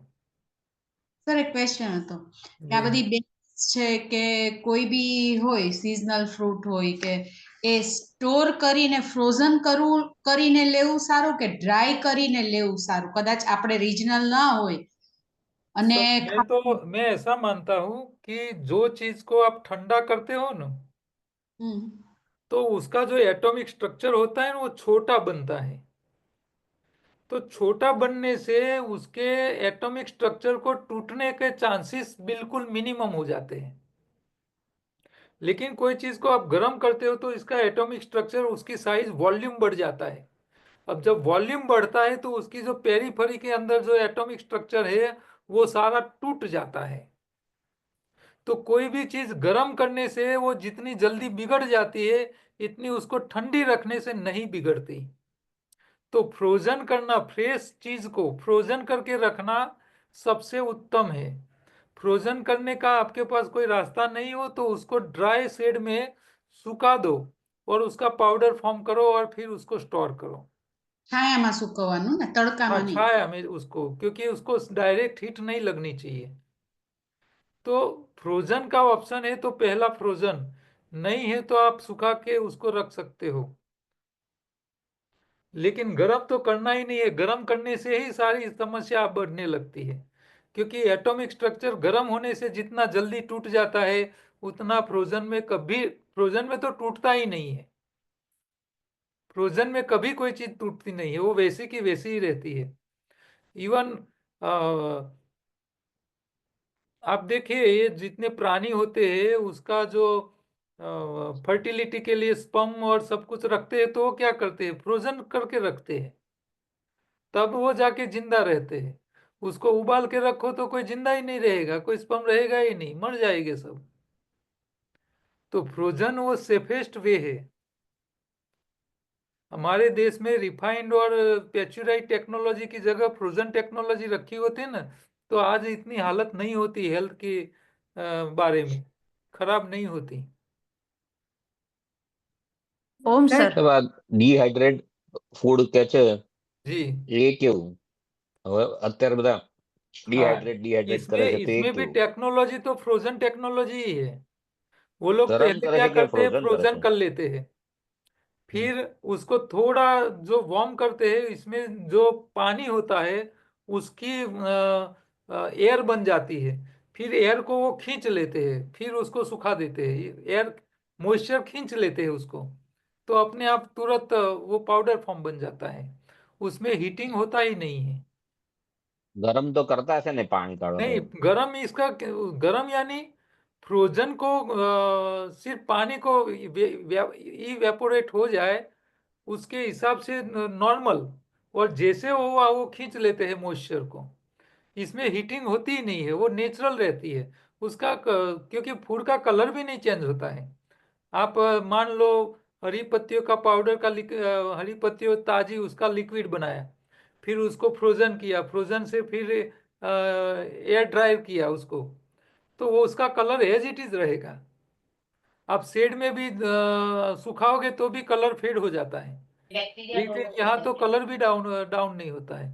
सर तो वो- सेफ टेक्नोलॉजी है। सर एक क्वेश्चन था, ये पालक की भाजी के लिए, पालक की भाजी भी पेस्टिसाइड होती है, तो उसको यूज करने के लिए क्या करना चाहिए, धोना कि गर्म करना? आपने नहीं, अभी पालक को आप नमक वाले पानी में एप्पल साइडर से, या तो ये जो ओजोनाइजर ट्रीटमेंट बताई सबसे अच्छी ओजोनाइजर ट्रीटमेंट है, क्योंकि वो दो चीज को नुकसान से बचाता है, एक तो पेस्टिसाइड से बचाता है और दूसरा जम्स से बचाता है। वो पत्तियों के ऊपर सबसे ज्यादा जो जम्स है वो सारे वो खत्म कर लेता है। और ये पालक आप उसके वॉश करके फ्रिज में रखोगे ना तो लंबे टाइम तक बिगड़ेगे भी नहीं, वो ओके, नमक फल के भी पानी नहीं में भी बिगड़ेगे, सब्जी भी नमक नहीं के बिगड़ेगी। नमक के पानी में पत्तों को नमक रखना है। नमक वाले से अच्छा है ओजोनाइजर, बेस्ट है ओजोनाइजर।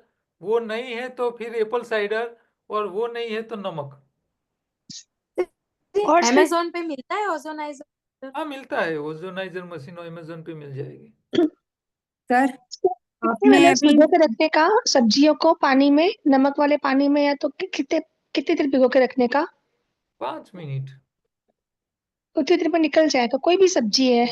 हाँ, कोई भी सब्जी फल पत्ती जो भी है नमक वाले पानी में आप थोड़ी देर रख सकते हो, लेकिन नमक से बेटर है एप्पल साइडर, और इससे बेटर है ओजोनाइजर।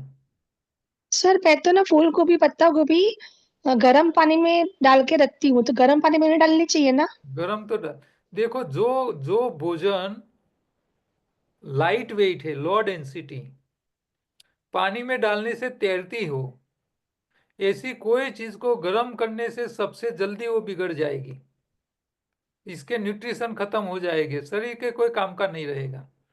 हाई डेंसिटी वाली चीज को ही आप गर्म कर सकते हो, वजनदार चीज को। तो फूल गोभी को डाल देवे ना सर भले गर्म पानी में?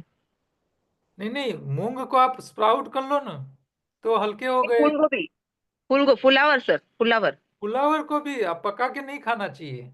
ઓકે, ગરમ પાણીમાં થોડું રાખીને સાફ કરીને नहीं, પછી? क्यों करना है, गरम में क्यों करना है, आप नमक वाले से करो, एप्पल साइडर सर से ऊपर सब के ऊपर सब वो जीवात वगैरह ऐसे लगी हुई नहीं, होती तो है वो सब। एप्पल साइडर में करो, जीवात मर जाएगी ना, चिकास अच्छा। होगी, जो जम्स होगी वो सब मर जाएगी, नमक से भी मर जाएगी।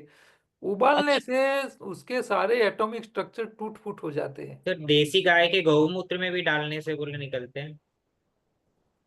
देसी गाय के गोमूत्र के से भी धोने से जर्म्स मरते हैं, पेस्टिसाइड खत्म होता मरते है। हैं ना। आप गोमूत्र कभी सड़ेगा नहीं, आप अपना भी यूरिन की बोतल भर के रखो, वो बिगड़ेगा ही नहीं, क्योंकि वो एंटीबैक्टीरियल होता है, एंटीवायरल होता है वो। कहीं आपको कहीं लग गया है, कहीं चोट आई है, तो इसके ऊपर ये मूत्र लगा दो आप, हाँ, तो वो जल्दी हील भी हो जाएगी, और पाक नहीं होगा उस वो इन्फेक्शन बढ़ेगा नहीं, या होगा ही नहीं उसका, जल्दी ठीक हो जाएगा। હમણાંથી तो સોડાથી यूरिन ધોવાનું કહેશે यूरिन તો? जो है ना, यूरिन वो अद्भुत टॉनिक है। यूरिन थेरापी के ऊपर तो पूरा एक सब्जेक्ट होता है। तो कई मोरारजी देसाई हमारे वड़ा प्रधान थे, वो तो हर रोज यूरिन अपना खुद का यूरिन पीते थे। तो वो अद्भुत चीज है। એવા સોડાથી ધોવાનું કહેશે હમણાંથી, એવું કે सोडा से સોડાથી नहीं ધો धोना चाहिए, सोडा એવું बहुत હમણાં બધા? खतरनाक है, वो હા, तोड़ता है, એવું છે ને? एटॉमिक स्ट्रक्चर को तोड़ता है, सोडा नहीं इस्तेमाल करना चाहिए। जो चीज एटॉमिक स्ट्रक्चर को नुकसान करे इसमें नहीं पड़ना है, ये ध्यान रहे। સર આપે हम्म। હમણાં બેરીઝ માટે કીધું સેના માટે સૌથી બેસ્ટ બધી બેરીઝ તમે કીધું ને કે બધી बेरीज का काम क्या है कि देखो, बेरी भी तो खट्टी होती है, आप नींबू खाओ तो भी खट्टा है, आंवला खाओ तो भी खट्टा है, और बेरीज खाओ तो भी खट्टा है। ये 3 प्रकार की खट्टी चीजें हैं, लेकिन तीनों का काम अलग है। काम सफाई का ही है, लेकिन वो किसको सफाई करती है वो आपको समझना है। मान लो आप नींबू खाते हो, तो आपके शरीर में जहां चर्बी पड़ी है, जो टिश्यू और सेल के अंदर नहीं गई है, चर्बी टिश्यू सेल से बाहर रहती है, टिश्यू के अंदर नहीं घुसती, तो वो आपकी खून की नलियों में है, लीवर में जमा पड़ी है, जहां ब्लॉकेज हो गया है, जहां जहां चर्बी है उसको नींबू का रस उसको तोड़ेगा। तो वजन कम करना है तो नींबू बेहतर है। आंवला क्या है? तो आंवला वो नींबू की जगह थोड़ा माइक्रो क्लींजिंग करता है, ऑर्गन के टिश्यू तक जा सकता है। तो नींबू से अच्छा है आंवला, और आंवला आयुर्वेद ने सबसे अच्छा बॉडी डिटॉक्सर कहा है। तो वो टिश्यू तक जाके सफाई कर सकता है आंवला। डिटॉक्सिनाइज करे बॉडी ने जो। लेकिन जो कचरा सेल के अंदर घुस गया है, टिश्यू के अंदर घुस गया है, वहां आंवला नहीं जा सकता, वहां बेरीज जा सकती है। तो बेरीज का काम है माइक्रो क्लींजिंग। जैसे आपका मकान 2-3 महीना ऐसे पड़ा रहा, साफ सफाई नहीं हुई, तो आपको इसके अंदर से मोटा मोटा कचरा निकालना है, तो आप क्या करोगे? झाड़ू लगाओगे तो मोटा मोटा कचरा निकल जाएगा। अच्छा, मान लो छोटी छोटी जगह में कचरा है, तो वहां झाड़ू नहीं जा सकता, वहां आपको पिंची का उपयोग करना पड़ेगा, तब जाके वो खूने खांचरे में से कचरा निकलेगा, डस्टिंग निकालनी है तो। अच्छा, जहां पींछी भी नहीं जा सकती, मान लो आपका टाइल्स है, तो टाइल्स मान लो मोजेक टाइल्स है, तो उसके छोटे छोटे खड्डे के अंदर कचरा पड़ा है, तो आप पीछे लगाओगे तो भी वो छोटा माइक्रो कचरा है वो अंदर से नहीं निकलेगा, तो उसके लिए आपको वैक्यूम लगाना पड़ेगा, तब जाके उसको खींचेगा। तो इसी तरह नींबू है वो झाड़ू का काम करता है, मोटा मोटा कचरा निकालना। आंवला वो पींछी का काम करता है। સાંભળ્યું આમળા બહુ સારો हाँ, और ये जो बेरीज होती है वो वैक्यूम काम काम करती है। વેરી अब मकान कई महीनों से बंद पड़ा है, तो सबसे पहले आप क्या करोगे? वैक्यूम लगाओगे, आप मोटा झाड़ू लगाओगे? લીંબુ नहीं, मोटा मोटा कचरा निकालने के लिए पहले झाड़ू लगाओगे, हाँ, मोटा झाड़ू ही तो करेंगे पहले फिर। मोटा मोटा कचरा निकाल देना चाहिए, फिर छोटा कचरा निकालना चाहिए, और लास्ट में जाके वैक्यूम का उपयोग करना चाहिए। पहले से ही वैक्यूम लगाओगे तो वैक्यूम कितना बढ़ जाएगा, थक जाओगे आप। तो पहले बड़ा बड़ा कचरा निकाल दो, फिर छोटा निकालो, फिर माइक्रो निकालो। तो हमारे शरीर में माइक्रो कचरा कौन सा है?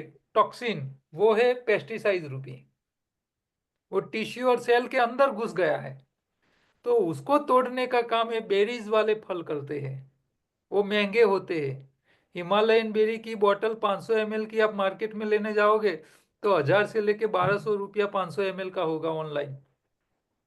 वो हमारे सेंटर पे हम 750 में दे देते हैं, होलसेल के भाव से आता है, और नो प्रॉफिट नो लॉस के जरिए हम सेंटर चलाते हैं, तो उसको वो रेट से उसको मिल कैसे जाता है। यूज करना चाहिए फिर? तो कहने का मतलब क्या है कि शरीर के अंदर जो कचरा है, अलग अलग प्रकार के कचरा है, सब कचरे को बाहर निकालने का काम खट्टे फल करेंगे, लेकिन हर एक खट्टे फल की अपनी एक क्वालिटी है। जैसे लकड़ा होता है, तो आपको शीशम का भी लकड़ा मिलेगा, साग का मिलेगा, चंदन का मिलेगा, बावल का मिलेगा, लीमड़ा का भी मिलेगा, और आम का भी लकड़ा मिलेगा। लेकिन हर एक लकड़े की अपनी एक प्रॉपर्टी है। आम का लकड़ा होगा तो उसको जो उदय को क्या कहते हैं हिंदी में? Term turmeric. टर्माइट टर्माइट और दीमक दीमक दीमक कहते हैं। दीमक तो ये दीमक उसको टर्माइट जल्दी खा जाएगा। टर्माइट हाँ, दीमक उसको जल्दी खा जाएगा। लेकिन आपको आपके पास चंदन का है, तो चंदन के लकड़े को कोई दीमक अड़ती उसको टच भी नहीं करती, वो उसको कभी नहीं खाएगी। तो उसकी ये प्रॉपर्टी हो गई कि भाई दूसरे लकड़े को खा जाएगी, लेकिन ये चंदन को कभी नहीं वो टच करेगी। तो चंदन की लकड़ी की वो अपनी गुणधर्म है। अच्छा, शीशम, तो शीशम एकदम हाई डेंसिटी वाला वजनदार होता है और ब्राउन कलर का उसका लकड़ा होता है। तो लंबे साल तक आपको फर्नीचर को टिकाना है, 100 साल तक उसको कुछ नहीं होगा, तो ओरिजिनल शीशम का होना चाहिए। तो वजन में भी भारी होता है, ये तो लकड़ा ही, लेकिन उसकी क्वालिटी ऐसी होती है कि वो जल्दी एटमॉस्फेयर को भी वो इसके ऊपर इफेक्ट नहीं आने देता है। सर नॉनी का क्या यूज होता है? इसी तरह नहीं, नोनी तो ये क्लोरोफिल के लिए है, वो ग्रीन पत्तियों के ऑप्शन में है। अच्छा, इसी तरह आप पत्थर देखो, तो सैंडस्टोन होता है, तो सैंडस्टोन आप गढ़ाई कर सकते हो, उसकी दीवार बना सकते हो आप, लेकिन फ्लोरिंग में नहीं लगा सकते, पत्थर है फिर भी। अच्छा, आप मार्बल लगाओगे तो जल्दी घिस जाएगा, मार्बल की जगह आप कोटा स्टोन लगाओगे तो मार्बल की तरह जल्दी नहीं घिस जाएगा। लेकिन आप ग्रेनाइट लगाओ, 100 साल तक घिसेगा ही नहीं। क्यों? क्योंकि वो पत्थर की अपनी क्वालिटी है तो सब पत्थर ही, मार्बल भी पत्थर है, कोटा स्टोन भी पत्थर है, ग्रेनाइट भी पत्थर है, लेकिन सॉफ्टनेस उसकी, उसकी क्वालिटी को प्रमोट करता है। तो मार्बल घिस जाएगा कोटा स्टोन से पहले, महंगा जरूर है लेकिन घिस जाएगा जल्दी। जहाँ पब्लिक की अवर जवर ज्यादा है वहां आप मार्बल नहीं लगा सकते, मार्बल लगाओगे तो घिस जाएगा। अच्छा, तो ये मार्बल से भी मजबूत बनाया फैक्ट्रियों में, पहले सिरामिक की टाइल से आती थी, अब जाके विट्रीफाइड की टाइल्स आने लगी, और विट्रीफाइड में भी इतनी पूरी बिस्किट, घिस भी जाएगा तो नीचे विट्रीफाइड ही निकलेगी और घिसेगी भी नहीं, क्योंकि वो उसको इतनी मजबूत बना देते हैं, उसको इतनी हीट और प्रेशर देते हैं कि और ऐसा ही आप देखो ग्रेफाइट, यानी आप जो पेंसिल लिखते हो ना, पेंसिल, तो पेंसिल में क्या है, वहाँ वो भी कार्बन है, और हीरा क्या है, वो भी कार्बन है, डायमंड में भी, दोनों एक ही चीज है। पेंसिल लिखोगे तो घिस जाएगी, और हीरे से लोहे को भी काट दोगे, दोनों एक ही चीज है, लेकिन उसकी क्वालिटी, उसके मोलिकुलर अरेंजमेंट ऐसी हो जाती है जिसके कारण उसकी ताकत बढ़ जाती है। तो हमारे शरीर में से कचरा निकालना है तो बॉडी डिटॉक्सर के रूप में खट्टी चीज काम आएगी, लेकिन वो खट्टी की अपनी अपनी एक ताकत होती है। वो देख के आपको जिसको वजन कम करना है, नींबू पानी पे रहे, उसको बेरीज खाने की जरूरत नहीं है, बेरीज बहुत महंगी पड़ेगी। लेकिन जिन लोगों को ब्रेन के अंदर स्ट्रोक आ गया है, अंदर स्ट्रोक के कारण गड्ढे हो गए, कोई चेताएं बंद हो गई है, मान लो पैरालिसिस हो गया है, तो ब्रेन के अंदर जो माइक्रो कचरा है, जहाँ छोटी छोटी जगह के कचरे को तोड़ के निकालना है, वहाँ बेरीज अच्छा काम करेगी, वहाँ नींबू से काम होने वाला नहीं है। तो हर जगह का कचरा अलग तरीके से आपको साफ करना पड़ेगा। સર એક ક્વેશ્ચન છે પૂછું? जी, આપે હમણાં જે કીધું ને કે आपने अभी बोला जो कि यूरिन में एंटीबैक्टीरियल प्रॉपर्टीज होती है, तो जब यूटीआई हो जाता है तभी वो क्यों होता है? तो वो क्यों काम नहीं करता है तभी यूटीआई में, जब वो उसकी जो प्रॉपर्टी है एंटीबैक्टीरियल वो? नहीं ये इसमें क्या होता है, जो ट्रैक होता है वहां जब खरोच पड़ती है, खरोच पड़ती है, तब जाके अंदर से जब ब्लीडिंग होता है, वहां वो नहीं रोक सकता है। मान लो आपको कोई घाव लग गया है, तो खून तो आना बंद हो गया है, खून बंद है, इसके ऊपर आप यूरिन लगाओ तो उसको जल्दी हील करेगा, लेकिन खून चालू है तो वहां वो नहीं काम कर पाएगा।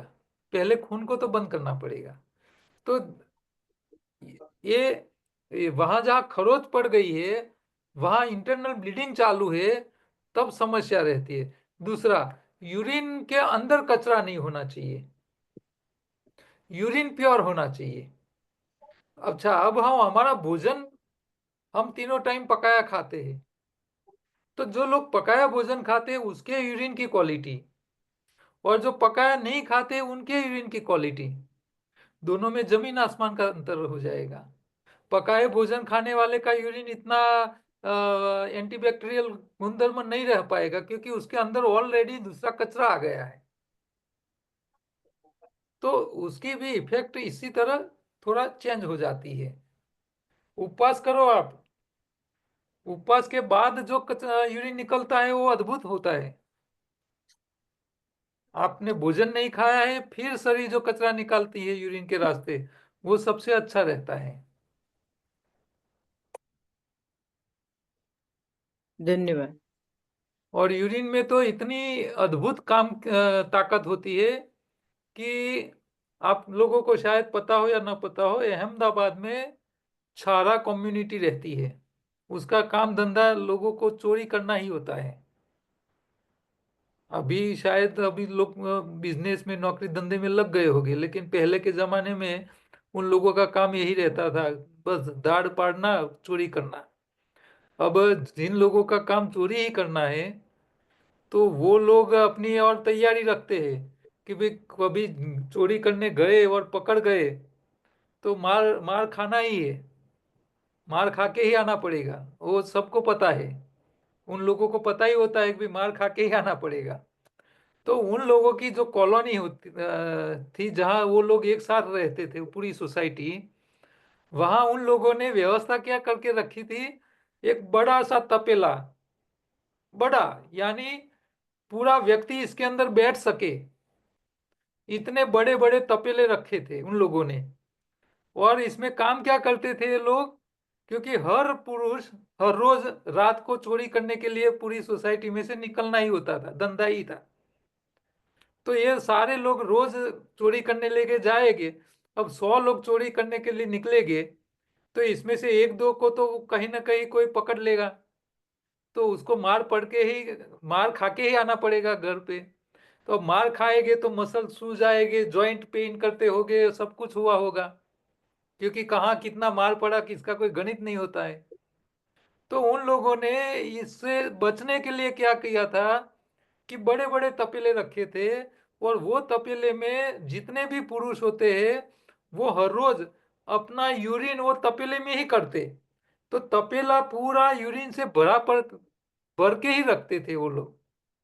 अब जो चोरी करने गया, जो मार खा के आया, वो मार खा के आएगा, घर आने के बाद वो घर पे नहीं रहेगा, वो 2-3 घंटों के लिए वो तपेले के अंदर जाके बैठ जाएगा, जो यूरिन से भरा पड़ा होगा, वहां जाके बैठ जाएगा, सिर्फ अपना हेड ही बाहर रखेगा, पूरा शरीर अंदर रखता। तो 3-4 घंटा ऐसे बैठे रहेगा ना, तो जो मार पड़ा था, वो सूजन जो आ गई होगी, जहां लग गया होगा, खून निकला होगा, वो सारा अपने आप ठीक हो जाएगा, फिर बाहर आ जाएगा। तो ये पुराने जमाने में ये लोग ये अपने शरीर को बचाने के लिए तरीका इस्तेमाल करते थे। उसके ऊपर पुस्तकों के अंदर वो सारी बातें लिखी हुई है। तो ये यूरिन अद्भुत चीज है।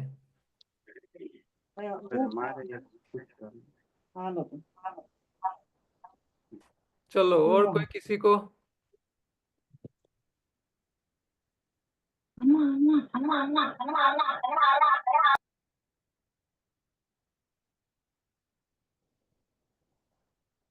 हाँ अजय सर। भाई, आप हेलो। लकुलिस के कोर्स में कहाँ से आ गए?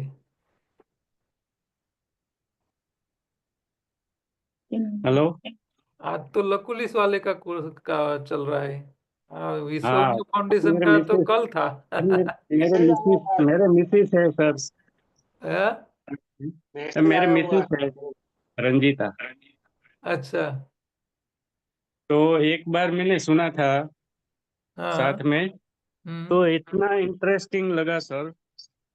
कि आप जो जो भी लॉजिक समझाते हैं ना, हाँ, वो साइंटिफिकली एकदम प्रूव होता है। मैं वैसे डॉक्टर हूँ, अच्छा। जनरल प्रैक्टिस कौन करता सी हूँ, लाइन के डॉक्टर है आप? जनरल प्रैक्टिशनर, नहीं, ले आपने आयुर्वेद किया है, होम्योपैथी है? होम्योपैथी, अच्छा, होम्योपैथी। होम्योपैथी, कहाँ से है? राजकोट। राजकोट से है, धन्यवाद। हम्म, मगर सर बहुत इम्प्रेस हुआ कि जो बड़े से बड़े डॉक्टर नहीं समझा सकते हैं जो चीज लॉजिकली, वो आप बहुत अच्छी तरह से समझा देते हैं, और वो मगज में उतर भी जाता है, क्योंकि वो हम तो देखते हैं साइंटिफिकली, मेडिकली कैसे प्रूव है, मगर आपका जो सवाल, जो इसका जो जवाब होता है ना, वो बहुत प्रूव्ड होता है।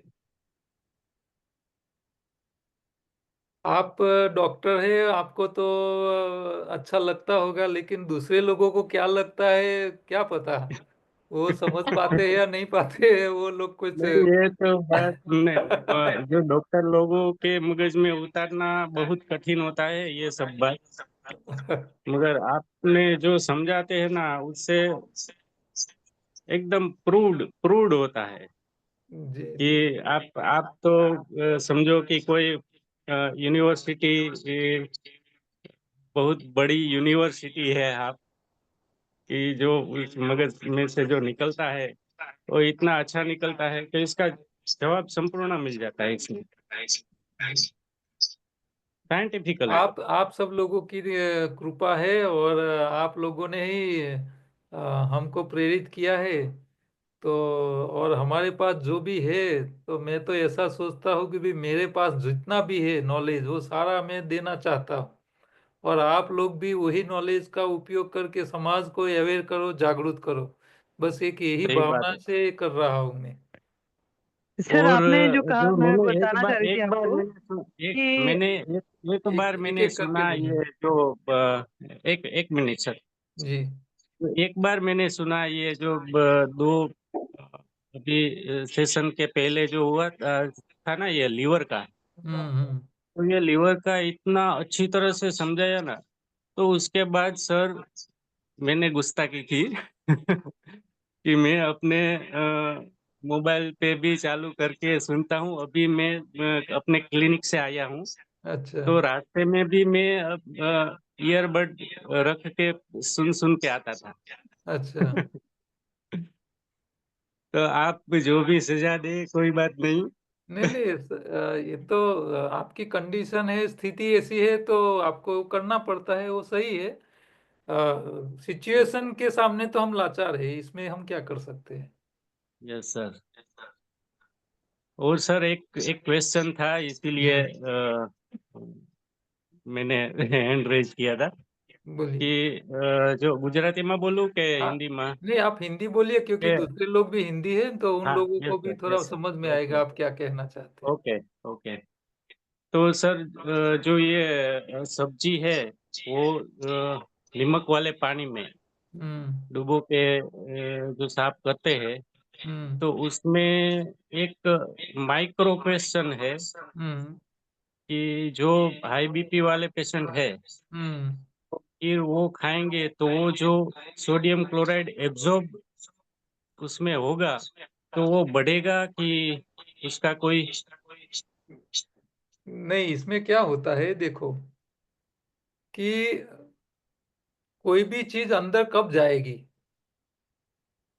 कि जब अंदर उसकी क्वांटिटी कम होगी तब। आप जब सब्जी को नमक वाले पानी में रखते हो, तो सब्जी के अंदर खुद भी इतना जो क्षार मिनरल्स है, उसकी क्वांटिटी होती है।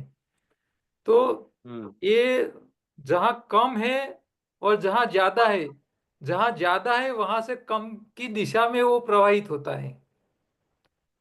तो आप जो मान रहे हो कि भाई बाहर का नमक सब्जी के अंदर चला जाएगा, तो वो ये होने वाला नहीं है। क्यों? क्योंकि अंदर भी ऑलरेडी मटेरियल है, अंदर वैक्यूम होगा, तो बाहर से अंदर जाने के चांस बढ़ जाएंगे।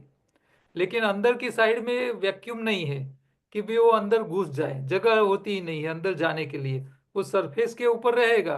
तो वो तो वॉश भी आप कर सकते हो बाद में साफ पानी से, ओके तो उसकी इतनी इफेक्ट नहीं आएगी। अब ये इफेक्ट कैसे होती है वो मैं आपको बताऊं।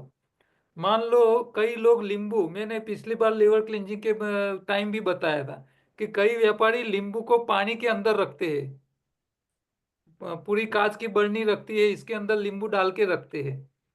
और जब कोई कस्टमर लेने आता है तो अंदर से निकाल के देता है, तो कस्टमर को ऐसा लगता है अरे एकदम बढ़िया फ्रेश है नींबू।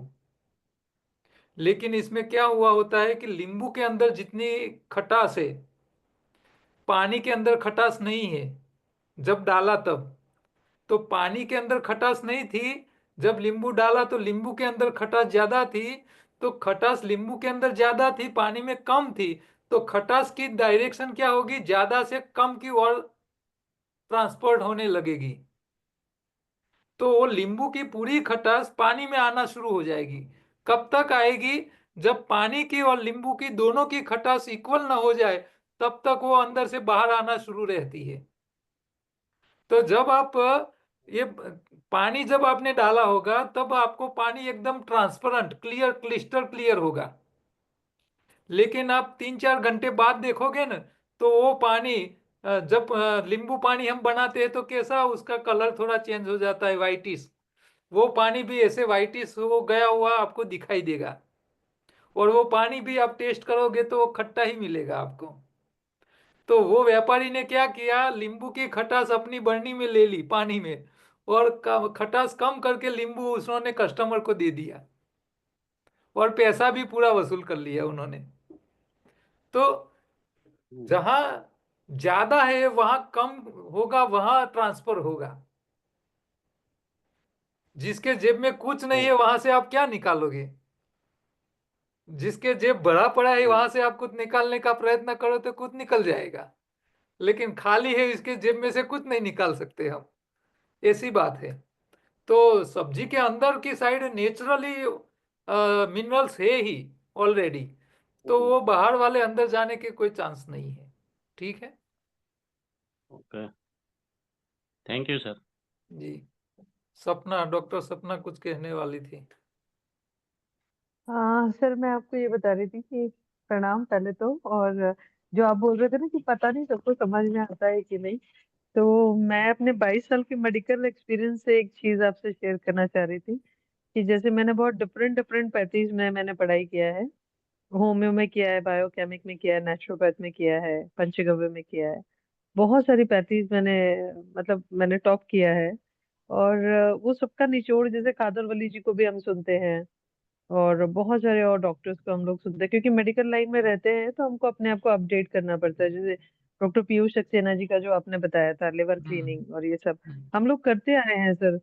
लेकिन जो आपने बताया ना सर पिछली बार, जैसे हम राजीव दीक्षित जी को भी सुनते हैं, रीजनल और सीजनल की जब वो बात करते हैं, तो मैं हमेशा ये सोचती थी सर, ये ऑलिव ऑयल का क्या ऑप्शन हो सकता है, क्योंकि अब पीयूष सक्सेना जी को सुना तो ऑप्शन तो उनके वहां थे ही नहीं। तो मैंने कोई हमेशा नहीं है, मैंने जब हाँ, कोई ऑप्शन नहीं है सर, वो हमेशा ऑलिव ऑयल ही, एक्स्ट्रा वर्जिन ऑलिव ऑयल ही देते और हैं। वो विदेश से मंगाते हैं और इतना पैसा ले लेते हैं, खाम खा लोगों का जेब खाली कर रहे हैं। सर 3,500 की एक किट होती है। हाँ, तो मैं यही कहना चाह रही थी सर उस दिन कि जब मैंने लिवर क्लीनिंग वाला सुना ना, तो आंखें खुल गई कि वास्तव में जो आपने बताया ना उसमें, कि जैसे चिकनाई का या जो भी एग्जांपल्स आपने दिए, और बाकियों को भी सर बहुत अच्छे से समझ में आता होगा। इसलिए मैं बोल रही हूँ क्योंकि 21 साल से हम लोग, मैं काउंसलिंग की फील्ड में हुई हूँ सर, तो हम लोग हीलर भी है, काउंसलर भी है, तो इतने इतने लोग हमसे टकराते हैं, हर तरह का पेशेंट हमारे पास आता है। लेकिन इतने पेशेंटों के साथ में काम करने के बाद 22 साल, लेकिन अब आपको सुनते हैं ना तो सर लगता है कि हाँ, मतलब वो जो डाउट, जैसे लिवर क्लीनिंग का एक एग्जांपल हो गया, आज आपने ओजोनाइजर का बताया है, तो ये एग्जांपल सर ऐसे हैं कि जैसे आरओ का पानी हम सब जानते हैं सर कि वो नुकसान करता है, बहुत नुकसान करता है। जैसे हमको पता था कि बेरी बहुत फायदा करती है, लेकिन बेरी तो हमारे इंडिया का नहीं है, भारत का नहीं है ना सर। वो बेरी, ब्लैक बेरी, हम किसी की भी बात करें, वो यहाँ का नहीं है। नॉनी भी शायद हमारे यहाँ का नहीं है, यहाँ एवोकाडो का भी नहीं हमारे है, यहाँ का भी नहीं, वो भी गलत एवोकाडो भी पैसे नहीं जा है ना। रहे हैं। हाँ, और एवोकाडो भी सर हमारा नहीं है। तो हम अगर रीजनल और सीजनल की मैं अगर बात करूं, जैसे हमारे भारत में ही सर कश्मीर का एक पेशेंट है और कन्याकुमारी का एक पेशेंट है, तो मेरे को दोनों पेशेंटों को अलग अलग तरीके से ट्रीट करना पड़ेगा, जी है ना सर। दोनों को रीजन और सीजन के हिसाब से, क्योंकि वो सर्दी में रहने का आदी है और हाँ, वो एक अगर गर्मी में उसको रहते हैं। मरुस्थल, हाँ, और एक राजस्थान वाला अगर मरुस्थल में रहने का आदी है, तो सर दोनों के डाइट चार्ट भी अलग होंगे और दोनों का ट्रीटमेंट का तरीका भी अलग होगा सर। सही सही बात है। तो मैं यही देखती हूँ सर कि ये एवोकाडो का हमारा ऑप्शन क्या हो सकता है।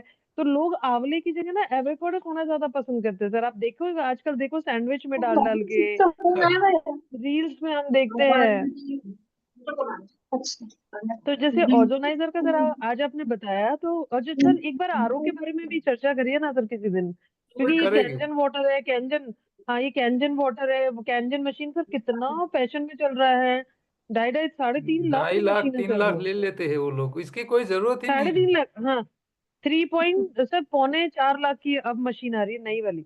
हाँ, और मेंटेनेंस साल भर का बहुत खतरनाक है सर उसका। इसमें अल्कलाइन पानी का हमारे पास एक मशीन का ऑप्शन है 50,000 से कम कीमत में। वही काम करता है और नो मेंटेनेंस, कोई खर्च नहीं। सिंपल से वे से आप उसकी जो प्लेट के ऊपर जो मिनरल चिपक जाते हैं, कैल्सिफिकेशन हो जाते हैं, उसको पिघाल सकते हो। नींबू के पानी से पिघाल सकते हो। इसमें क्या मेंटेनेंस में कुछ करना नहीं है। लेकिन ये तो ऐसा है कि भी आपने मर्सिडीज की गाड़ी ली है, तो मर्सिडीज के स्टेशन जो सर्विस स्टेशन है वही बेचनी पड़ेगी, और वो जो भी बिल बनाएगा वो आपको पे करना पड़ेगा। ऐसी बात हो सर है। वही है ना, हाथी हाथी पालेंगे तो सर हाथी का खर्चा कितना होगा, वही बात हाँ, है सर। लेकिन तो उसकी सर इन सब जरूरत चीजों नहीं के है। ऑप्शन जब बताइए ना भोजन सर। ही हाँ, आपका अल्कलाइन है तो फिर उसकी क्या जरूरत है। सर जैसे मेरा पानी एक जो क्वेश्चन। हमारा पूरा बॉडी 70% बना है ना सर पानी से, तो पानी की तो जरूरत है। और पानी अगर हम अल्कलाइन ले लेंगे, जो आजकल ब्लैक वाटर और ये सब चल रहा है, सब लोग उसके नाम पे लूट रहे हैं, तो सर अगर हम घर पे ही अगर वो सब चीजें कर पाएंगे तो बहुत अच्छा होगा ना। तो जैसे मैंने सुना सबसे है जो सबसे ड्रम उत्तम अल्कलाइन फूड में है एस गार्ड, सफेद कद्दू, सबसे हाँ उत्तम। सर वो नो डाउट, नो हाँ, डाउट। फिर खीरा काकड़ी, ये लौकी, ये सब अल्कलाइन ही है। आप हर रोज खाते रहो। अल्कलाइन पानी के लिए मशीन बसाने की क्या जरूरत है। लोगों को ये पता लेकिन सर नहीं वो है तो ना। आजकल बहुत केमिकल लौकी तो सर केमिकल वाली आ रही है ना, इंजेक्शन वाली आ रही है, कितनी कड़वी लौकी आती है आजकल। देख, कड़वी तो नहीं होनी चाहिए, उसको पहले टेस्ट कर लेना चाहिए, वही फिर उसका इस्तेमाल करो। हर चीज को चेक तो करना पड़ेगा ना। इसके अलावा नहीं, आप यूज कर सकते हो। तो सर ऑर्गेनाइजर आपके पास भी मिलेगा। नहीं नहीं, आप ऑनलाइन देख लीजिए। ब्रांडेड ब्रांडेड कंपनियों के भी मिल जाएगी, उसमें कोई बात नहीं है। आप, सर लीवर डिटॉक्स इसमें में तिल का टेक्नोलॉजी तेल। सिंपल होती है, उसमें कुछ नहीं होता है। सर लीवर डिटॉक्स हम्म। में तिल का तेल और आपने अलसी, बोला लिनसीड अलसी का तेल। अलसी तो और तिल दोनों सबसे बढ़िया है। वो सर लेने से पित्त, वो हीट ज्यादा होती है उनमें, तो वो पित्त नहीं बढ़ाता है सर। नहीं नहीं नहीं, ये ऐसे, आप जब आपके अंदर पित्त प्रकृति पहले से है, तब जाके दिक्कत है। तो पहले 1 हफ्ता आपको डाइट चेंज करके पहले अपनी बॉडी की पित्त प्रकृति को डाउन करना पड़ेगा, फिर जाके आपको लीवर क्लींजिंग करना है। और नारियल का तेल भी यूज कर सकते हैं सर इसमें। नारियल का भी यूज कर सकते हो, लेकिन नारियल का इन लोगों को यूज करना चाहिए जो लोग ज्यादा पूरे साल नारियल तेल इस्तेमाल करते हो भोजन में, क्योंकि उनका कचरा नारियल का तेल का है, तो उनके लिए वो अच्छा रहेगा। साउथ इंडिया के लोगों के लिए नारियल का तेल इस्तेमाल करने में कोई दिक्कत नहीं सर है। आजकल खाने में तो सब घर में रिफाइंड तेल चलते हैं, तो उसमें तो अब पता नहीं कौन से तेल रिफाइंड मिक्स है। में भी मूंगफली का है, तिल का है, कौन सा है, सबका अलग अलग होता है ना। સર તમે કીધું પ્રકૃતિ જે આપણે ચેક કરીએ કફ પિત્ત કે વાત તમારું કયું પેલું છે વધારે એ નોર્મલી ડોક્ટર્સ બધા નથી જાણી શકતા નાડી ટ્રીટમેન્ટથી. हम्म। તો એ કેવી રીતે થઈ શકે, કોની પાસે? ये तो आपको व्यक्ति को देख के भी पता चलेगा। उसके हाथ को पकड़ने से भी पता चलता है पित्त वाला है या कफ वाला है। गरम मिलेगा तो पित्त वाला मिलेगा, स्वभाव गुस्सा वाला है तो पित्त वाला मिलेगा, जिसको बार बार कफ हो जाता हो तो कफ वाला मिलेगा, स्वभाव उसका ठंडा है तो कफ वाला मिलेगा, मोटा है तो कफ वाला मिलेगा। तो काफी ऐसे सिग्नल है जो देख के आप पता कर सकते हो कि इसकी प्रकृति किस तरह की दिख रही है। तो इसमें अनुभव हमको सब में क्या करना पड़ता है, अलर्ट रहना पड़ता है। हर व्यक्ति को देखने के बाद उसको एनालिसिस करने में लग जाना चाहिए आपको, इसमें क्या क्या दिख रहा है, कैसा है। ये सब जब आप सोचते रहोगे तो कुछ न कुछ मिलता रहेगा। ये सब प्रैक्टिस से ही बढ़ता है। हाँ, नाड़ी विद्या सीखी सकाई, जानी सकाई। नहीं, मैं अभी नहीं सीख पाया हूँ, मुझे कोई सिखाने वाला नहीं मिला है।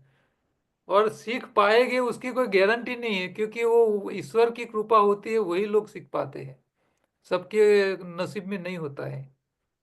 तो हमको ये अपने ये जो सिम्टम्स है अपीयरेंस के हिसाब से और सब कुछ उसको ध्यान में रख के हमको करना चाहिए। और उसको खुद को पेशेंट खुद भी बोलता होगा भाई मुझे थोड़ी गर्मी रहती है, एसिडिटी रहती है।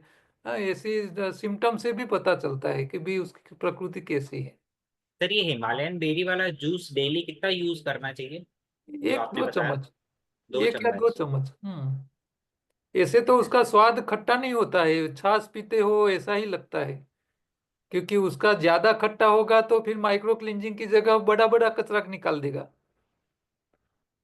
तो फिर उसका मतलब ही नहीं रहेगा। वो भगवान ने बनाया है ऐसा, वो आप खाओ पियोगे तो आपको खट्टा नहीं लगेगा, छाछ पीते हो ऐसा ही टेस्ट आएगा उसका। सर जी, एक क्वेश्चन है कि पित्त प्रकृति वाले को आंवले का जूस मॉर्निंग में पीना चाहिए? अकेला नहीं पीना चाहिए, उसके साथ दूसरा कुछ साथ में लेना चाहिए। मतलब खाने की कोई चीज या क्या लेना है पित्त साथ में? वाले को कभी खट्टी चीज अकेली नहीं लेनी चाहिए, उसके साथ मीठी चीज ऐड करके ही लेनी चाहिए। मीठी चीज अंदर ऐड करनी है। हाँ, अकेला कभी नहीं लेना चाहिए। ठीक है, ओके, थैंक यू। ठीक है, चलो तो आज हम यहाँ रुकते हैं।